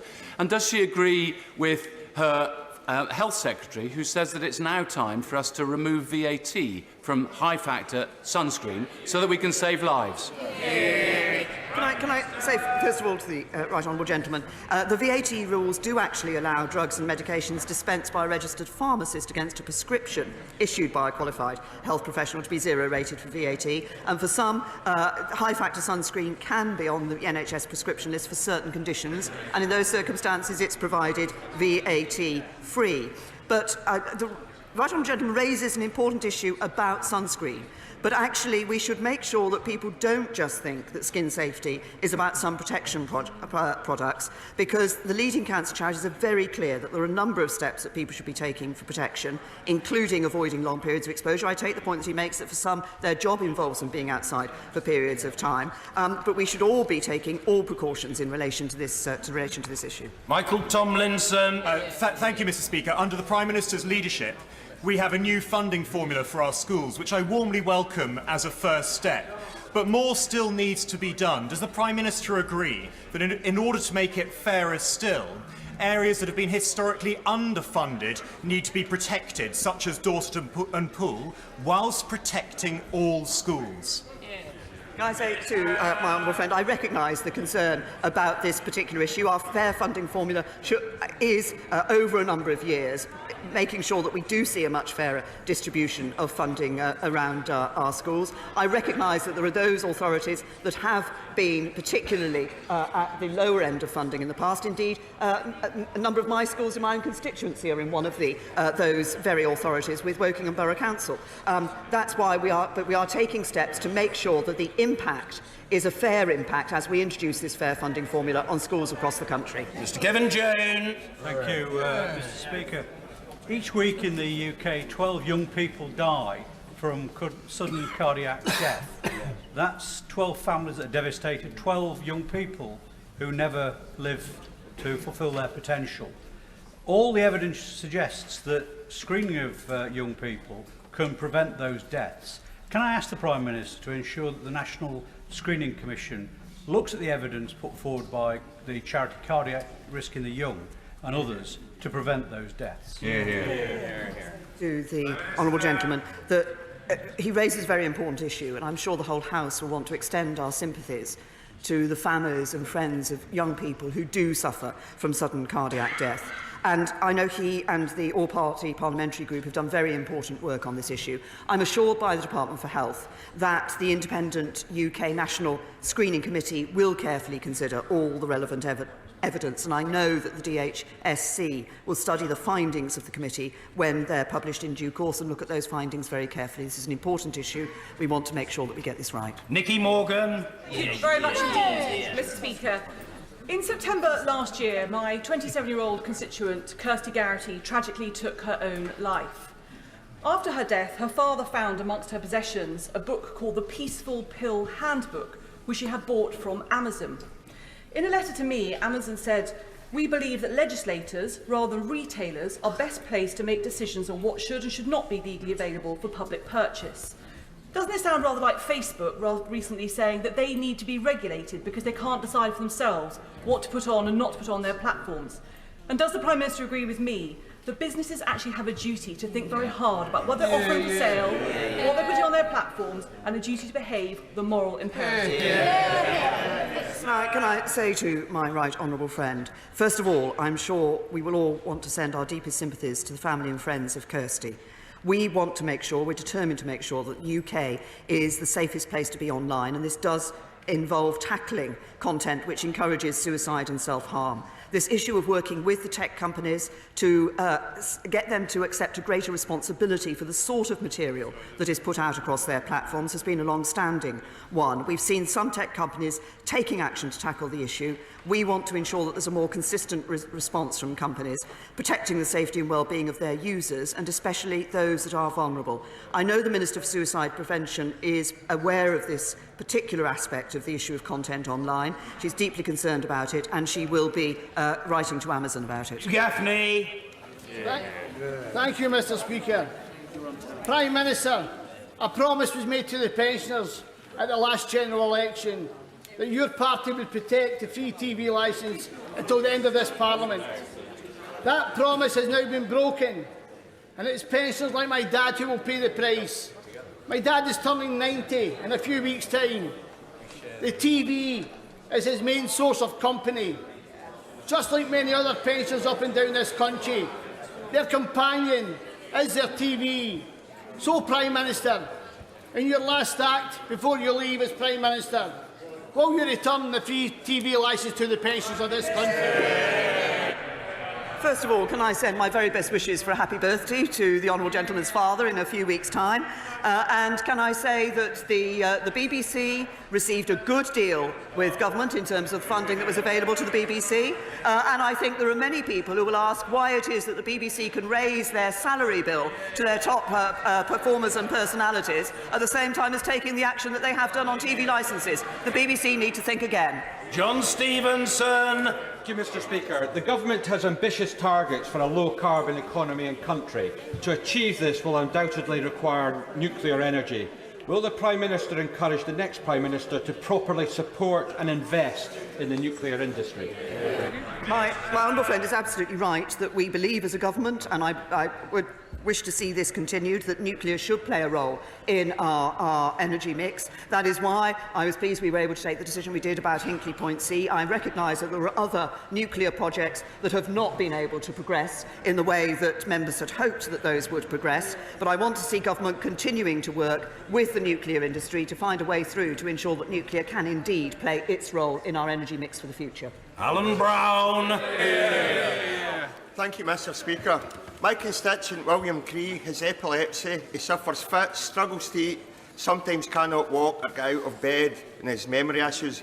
Yet he was only allocated PIP at appeal stage. He's now at appeal stage for UC limited capability for work-related activity, but the DWP have not submitted the papers to court in time. Will she look into Mr Cree's case, apologise for this additional stress and delay, and advise what she's going to do to stop this unacceptable practice of the DWP not meeting court deadlines? To the honourable gentleman, obviously he's raised the particular case of I think it was William Cree, his constituent. I will ensure that the DWP looks properly into that case, and I will ask that question as to why the papers were not available in time for the court. Brereton.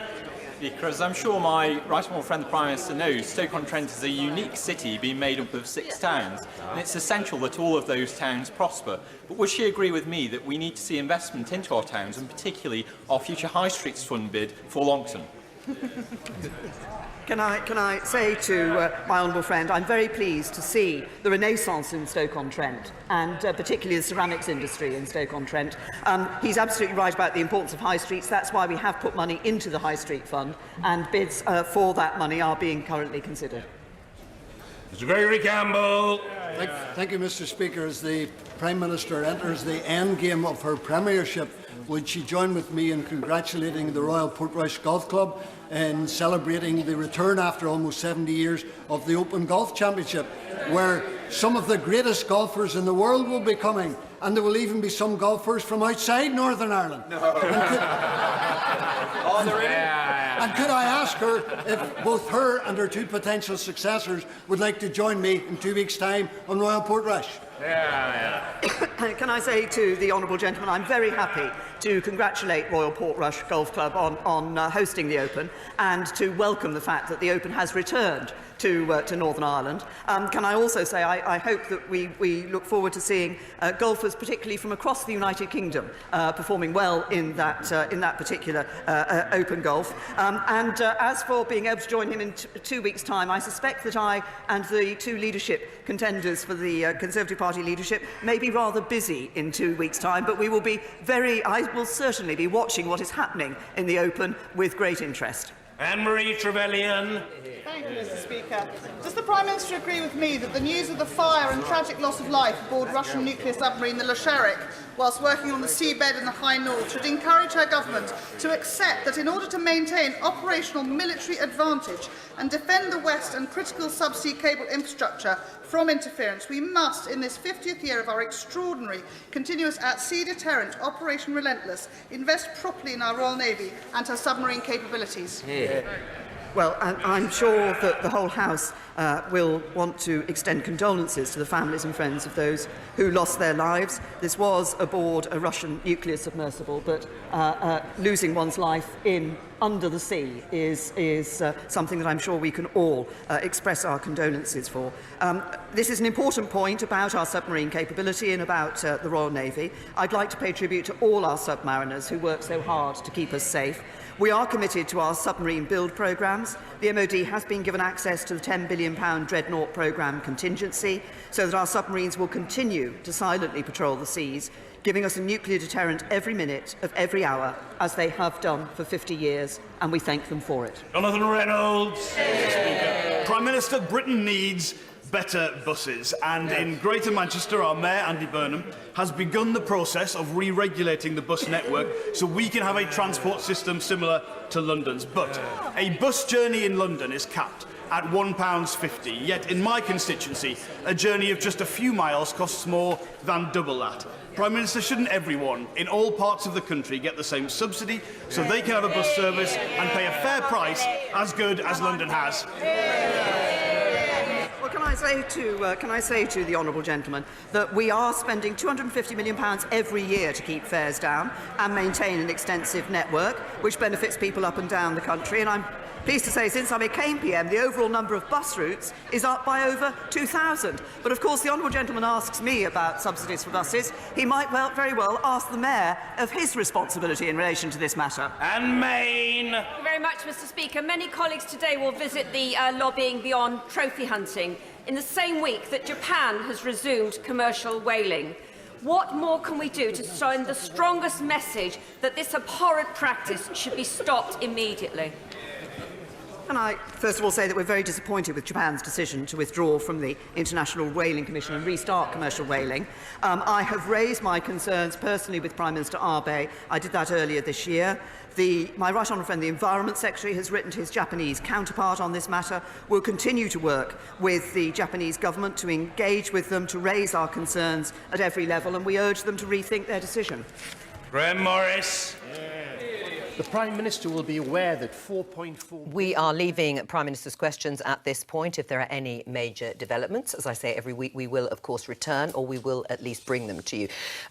John Pienaar is still with us. Listening to Jeremy Corbyn and Theresa May locking horns over Brexit. Jeremy Corbyn putting to her the costs of no deal, and Theresa May responding with, well, why didn't you vote for a deal? Did we learn anything? No. I mean, Jeremy Corbyn clearly feeling comfortable on the territory of warning of the perils of no deal, an area where there is a majority in the House of Commons against leaving the European Union without a deal. There is a majority of public opinion against leaving without a deal. The picture may be slightly different when it comes to the membership of the Conservative Party. There's a good deal of support for leaving without a deal there, and we've seen, haven't we, arguably the effects of that on the contest that's taking place now. But Jeremy Corbyn can attack on that. When it comes to the deeper question, perhaps, of what do? Do you go for a referendum? Well, people are going to hear what they want to hear, or what they choose to repeat, perhaps more accurately. Because I read the same ambiguity in Jeremy Corbyn's words on this subject that I've read all along.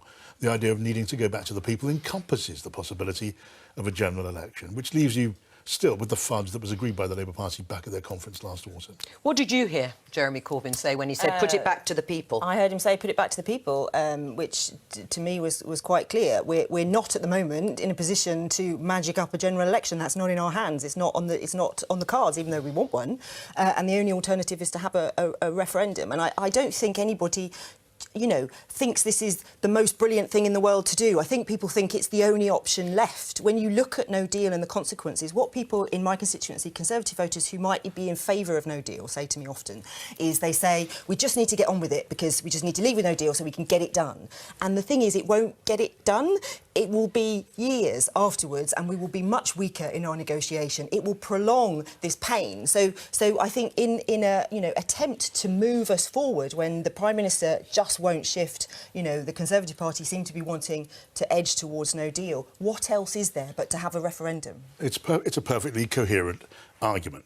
But I guess the problem, maybe from your party's point of view, is it's an argument which is still in train inside the Labour Party. If you were to talk to Tom Watson, he'd have a quite different take on this than, say, Ian Lavery or John Trickett, also in the Shadow Cabinet. If Len McCluskey was invited in to chip in his tuppence worth, he'd be very strongly against the idea of going down the road of getting close to a referendum, which he fears, not without justice, is poison to the ears of so many Labour supporters and potential Labour voters in Leave voting areas. Yeah, there are definitely differences of view. I mean, that's completely plain to see. I think what we are moving towards, we're saying put it back to the people, we're moving towards a referendum. The next question would be, well, what would that question be? How could that work? But I think when you're absolutely clear that you don't want no deal, you're absolutely clear that we're not supporting the Prime Minister's deal as it stands at the moment, you know that the next Prime Minister, whoever it is going to be, is going to be so stifled by what his options are that can they negotiate anything other than no deal or something similar to the Prime Minister? At that point, we just have to break through this in some way, and a referendum is a way to do that. So how significant were those words today by Jeremy Corbyn? Well, he said what he said. We should put it back to the people. I mean, that's not dissimilar from what he's been saying for a very long time. He didn't caveat it on that occasion with through an election. So maybe there's a Will it be too late by the time the Labour Party does clarify its position in terms of a second referendum on any agreed deal and whether they would back Remain or not? Will it be too late, by which time we Parliament might have agreed to a deal, or we could be leaving without a deal. I think Parliament won't allow us to leave without a deal. I think that's... But will it be too late for Labour to have clarified its position? No, I think we're clear. We think that we should, put the agreed deal back to the people. We should put it to the people. That is clear. I think what we need to also look at is what the numbers in Parliament will allow to happen, and what is possible within this very short time frame that we have between now and the 31st of October. What can actually be delivered? And I think we are all moving towards a place where the options are getting smaller and smaller. Meanwhile, out in the country, the problems are getting greater and greater. Parliament is completely paralysed. It's a zombie parliament. Nothing's going on. There's no votes. It's entirely pointless government, and we have to do something. So we need to get to the point where we have a referendum as the only viable outcome. You're part of a pointless zombie government. Sorry. Well, first of all, can I just say, I think it's really important for the Labour Party to be clear so that everybody knows what their policy is. I think that's only fair. And I don't think it is clear what Jeremy Corbyn said or is saying about the next steps. I think it's right to say that Parliament is not operating at the same level that it has been operating and should be operating. And I am very keen to ensure that we get back to operating on that basis. And the way to do that is to, once we've got a new Prime Minister, to get a deal and then to move on to the things that we all care about, which are the domestic issues. But can I just make one small point? It's not we're doing nothing. I mean, when I was in the Ministry of Justice, we worked very hard on a bill about no-fault divorce that is currently going through Parliament. Another bill that I worked on when I was a Justice Minister about the online courts is currently going through the House of Lords. So there is some legislation going through Parliament, and also Parliament doesn't just do legislation. It can do a whole range of things that doesn't require law, and a number of things are happening in that space. But absolutely, we need to get back to doing the full quantity of things that we All right, need well, to let's hear from Joel, because he was listening during Prime Minister's questions, and one of the figures that Jeremy Corbyn used was the Chancellor's figure of £90 billion cost of no deal. Where does that figure come from, and is it right? Hi, Joe. Yes, so Jeremy Corbyn, as you say, asked Theresa May about actually these comments that the Chancellor Philip Hammond made in Parliament yesterday. What the Chancellor said is the government's analysis suggests that no deal could cause a hit to the Exchequer of about £90 billion. Now, I've checked with the Treasury what Philip Hammond was referring to, and they've pointed me in the direction of this long-term economic analysis that the government brought out back in November. And this is what it says in that report. In the no-deal scenario, borrowing is estimated to be £95.1 billion higher in 2035-36 compared to today's arrangements, assuming no change to migration arrangements. And then it actually goes on to say that if you were to assume a significant cut in immigration, it would actually be higher. It would be £119.1 billion. That line compared to today's arrangements is important, because this isn't saying borrowing will be that much higher compared to what it is now. It's saying borrowing will be that much higher compared to what it would have been if we'd stayed members of the EU, or kept the status quo the same. People might remember that this analysis caused a big row when it came out back in November. A lot of Brexiteers criticised the methodology that the Treasury used. But as I say, this modelling, which was actually produced not just by the Treasury but by a mixture of officials in different government departments, and it says that borrowing will be £95 billion or even up to £119 billion higher in 2035-36, so quite a long time away under no deal. Joel, thank you. Do you believe that figure, Lucy? Well, it's always very difficult to give certainty in relation to figures. What is interesting is that since the referendum took place, we've had £1.3 trillion in terms of foreign investment coming into the country. We've got the lowest levels of unemployment, and we're the fastest growing economy in Europe. So you don't believe that figure? You don't believe that could be the hit to the economy on what we might have been in terms of our situation if we stayed in the EU? I think there will be consequences for leaving without a deal. I would absolutely like to leave with a deal.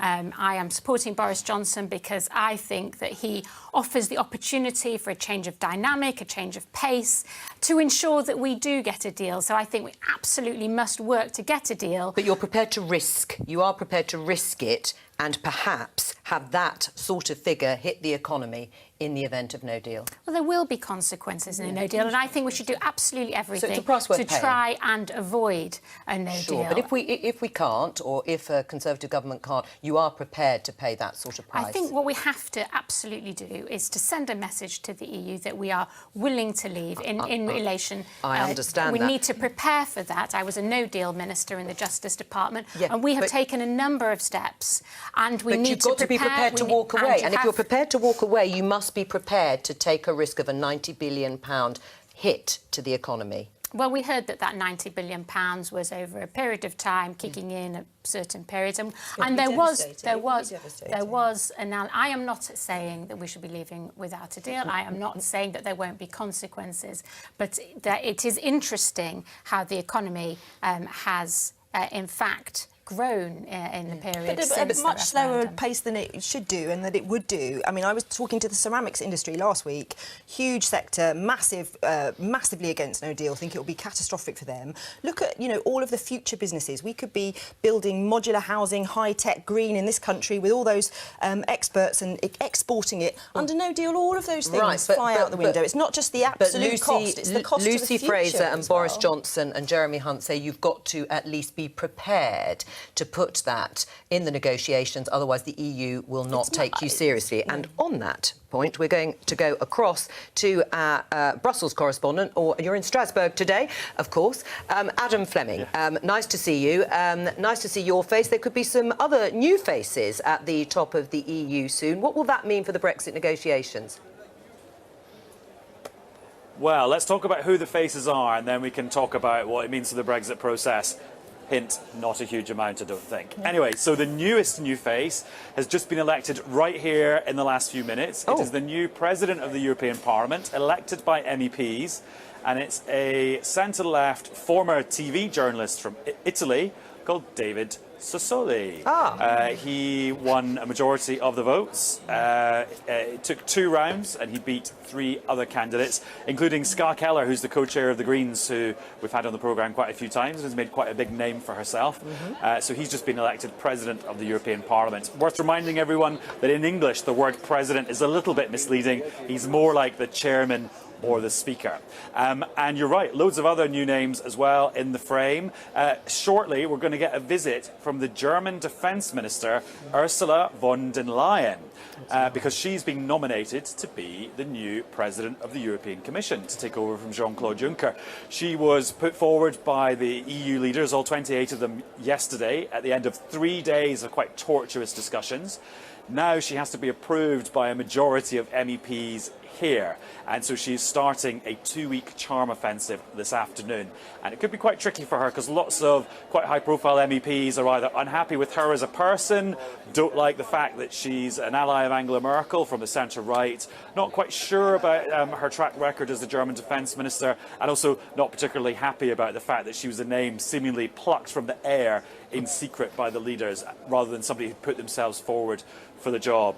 Another big name, somebody we've heard of before though, Charles Michel, the Belgian Prime Minister. He is now going to be the new President of the European Council. So from the end of the year, Donald Tusk will be out of here and it will be Charles Michel chairing summits of EU leaders. A few more big names for you. Josep Borrell, currently the Spanish Foreign Minister, will be the HRVP, the High Representative Vice President, also known as the EU Foreign Policy Chief.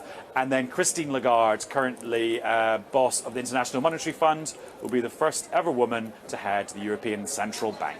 Right, well, thank you for bringing us bang up to date there with the news from the European Parliament. I won't ask you any more detail about him, but will it make any difference? Will these people make any difference in terms of the Brexit negotiations? I mean, we've read that Charles Michel has said he's no interest in renegotiating the Irish backstop. The German Defence Minister, Ursula von der Leyen, is an avowed Euro-federalist, although some people seem to think she might be more pragmatic when it comes to Brexit. What say you? Yeah, I suspect that it will not make a huge amount of difference. Of course, there may be a change of personal style around the process. I'm sure we'll get lots of gossip about how all these people get on with each other and what they think about the new British Prime Minister, and then how they get on with that person when they're elected. But as we've said about a bazillion times, the EU's position on Brexit is based on a hard-headed calculation of its interests vis-à-vis the UK's interests and position in the negotiations. And the EU has stuck to its position through thick and thin, bearing in mind they came to their position 2 or 3 days after the referendum in 2016. So I suspect it will not make a big difference, which is now a massive hostage to fortune, so let's see. Don't worry, we'll remind you if anything changes on that. Lucy, I mean, listen to that. Boris Johnson just isn't going to get a different deal.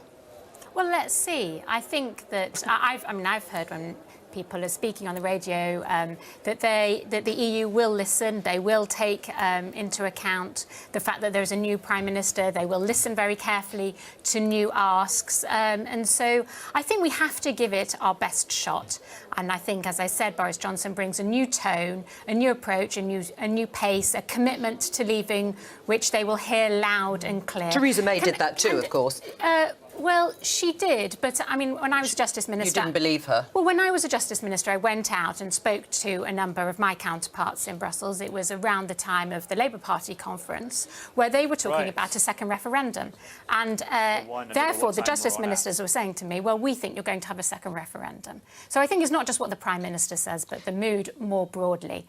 What do you think, John? I think it's reasonable, on objective evidence, to assume that the new Commission, the new President, the Parliament together will not be looking at a radically different set of proposals to those which have been tabled already. But let's also keep at the back of our minds the thought that in the chemistry of politics, in the volatile chemistry of the House of Commons, maybe a relatively small development, a relatively small repackaging or representation of the plans that are already on the table may have a significant effect.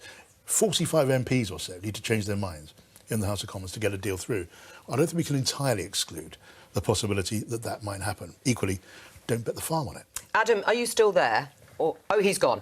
He's left us in Strasbourg. Thank you very much, anyway, to him. What about the possibility of an extension, if one was asked for? It would have to be asked for by the Prime Minister of the UK. Do you think the EU would be minded to do that again? They've made clear all along they would be in the business of an extension if Britain was in the business of rubbing out its red lines. Or, and here's another chemical point rather than a physical one, if Britain was prepared to put forward something or take back to Parliament something capable of getting through, which gets you back to the point I made a moment ago. It's a question more than a statement. Would a tweak, a repackaging with a ribbon round it of the deal that Theresa May managed to get, not putting an end date on the backstop, not giving Britain the keys to a unilateral path out of the backstop, but perhaps a mechanism which suggests that there would be ways of looking at this thing and looking at whether a way out could be found. Britain, we know, is pushing for the idea of alternative arrangements, the so-called, I won't go into the malt house business again and confuse everybody, but if some way was found of finessing that, I'm not saying this is likely, I'm just saying if there is a narrow window which could avoid the ultimate confrontation on deal or no deal, votes of confidence, crisis in the Commons, that has to be it. Too late then for a second referendum. I think we'll have to see what happens. I mean, obviously, we've got new figures in Europe. We've got a new Prime Minister. I would question, Boris Johnson or Jeremy Hunt's ability to do anything particularly new. I think it is also worth reflecting, goodness, 3 years ago, would we even have begun to think we'd be here now, where we're talking about these things, where nothing's been fixed, where the country is in crisis, nothing's being done. We're in this situation. We have to make the best of it and do what we can. And as MPs, individually, we only have the levers that are available to us. As an opposition, we only have the levers that are available to us. Fundamentally now, the hand has to sit with the new Prime Minister to see what he can come up with, and we will have to wait and respond to that. Do you accept that actually he probably, if it is Boris Johnson, the most he will get is a tweak in the way that John has outlined? Do you think that will be enough to unlock it for you? I voted for the deal. I voted 3 times for the deal. So the question is, will those people who didn't vote for the deal with a change that Boris Johnson or Jeremy Hunt comes back with? And I mean, the perspective that I have is we have to give this our best shot. And I think that nobody really wants, the majority of the people don't want to leave without a deal. The EU don't want to leave without a deal. Parliament doesn't want to leave without a deal. So I think that I strongly hope that the EU will give us something that will allow this to pass through Parliament. What options are there left to block no deal from Parliament's point of view? Well, I mean, is there a vote of no confidence, which would be the, which would be one option? When do you think Labour should do that? I really can't answer that. Would we have the numbers? The whips would know this. Other people would know this better than I would in terms of persuading that small number of Conservative MPs to vote against their government, which is a big thing for them to do. I wouldn't think it would be something that we would rush unless we thought we were in for a chance. But I think it would be something that might be an only option that we have left. Can I just say, because Sarah said, the Labour Party, the opposition, only have a small number of leavers. The biggest thing that they could do is ensure that this country has stability and certainty and leaves on the 31st of October with a deal. I can't vote to make my constituents poorer. I can't do that. I can't do that. Individuals. I can't make the people of Croydon poorer. I can't vote for that. Well, and on that basis, it's not looking good for consensus. But from all of us here, bye-bye.